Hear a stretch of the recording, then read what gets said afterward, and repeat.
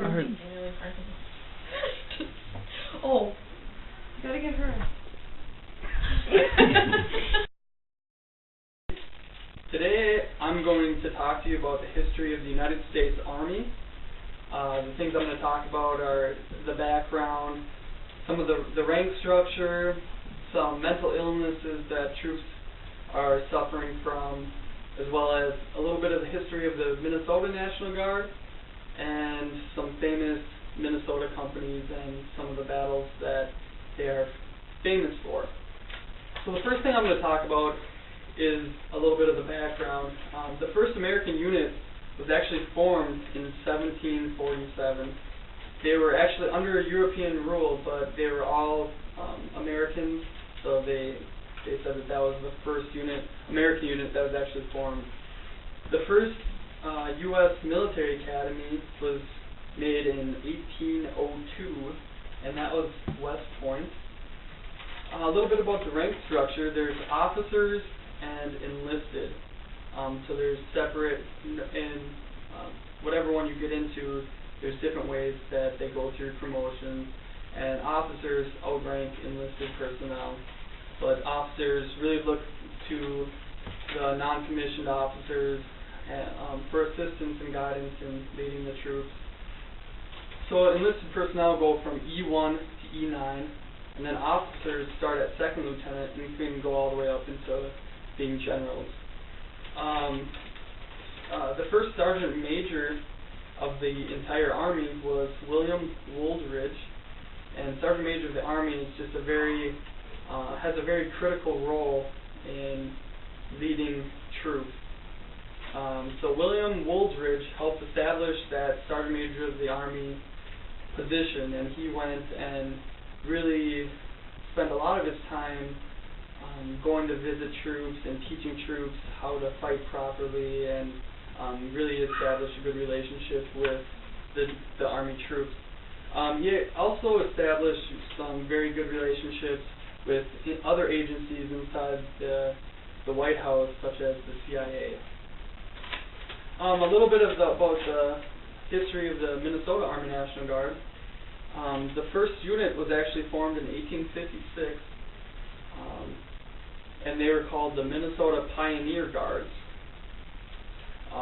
Also, since September 11th, 2001, more than 19,000 Minnesota Army National Guardsmen have been deployed, which means it's gone overseas to 33 countries. So Minnesota has had a very, very strong impact on wars throughout time, and recently on the war on terror in places such as Iraq and Afghanistan. One of the most famous Minnesota companies is called the 1st Minnesota, and they're famous for their valor and bravery in the Battle of Gettysburg on July 2nd, 1863. The 1st Minnesota was at a critical point called Cemetery Ridge. It was a very critical position in the Battle of Gettysburg, and they prevented the Confederates from pushing the Federals off of that critical point called Cemetery Ridge.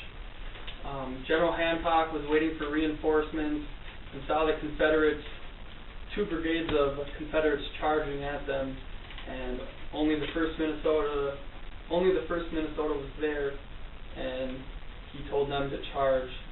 And they're severely outnumbered, but with no hesitation, they charged the Confederates, which bought General Hancock enough time for reinforcements to get there, and they went on to do great things and win the war. So a lot of experts believe that the 1st Minnesota actually had a huge impact on not only the Battle of Gettysburg, but the entire Civil War.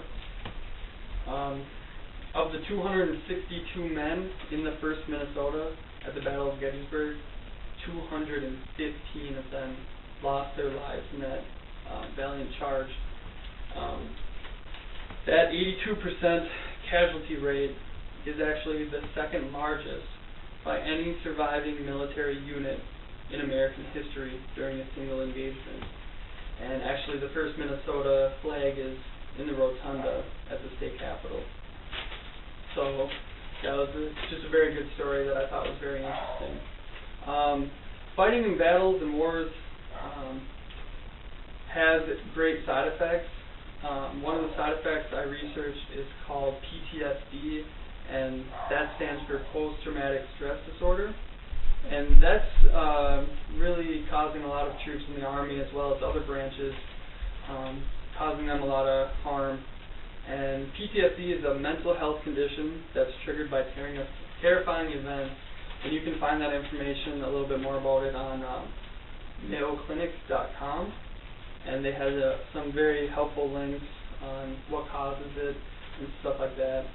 A little side personal note that I have on that, I was at training one time, and one of my friends across the room had his head down on the desk during a quick break, and when we had to start class up again, the instructor came up and pounded on his desk like that, and he instantly shot to the ground yelling, "Incoming, incoming!"